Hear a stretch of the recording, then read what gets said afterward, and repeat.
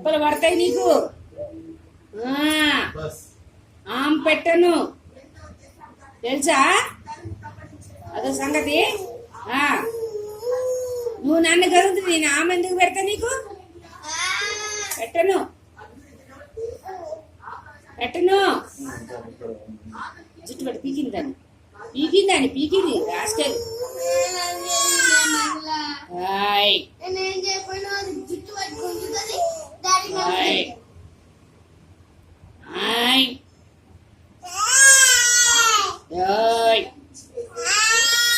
అన్నం లేదు సున్నం లేదు పో.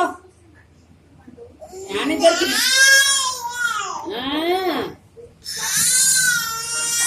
అచ్చు రాస్కెల్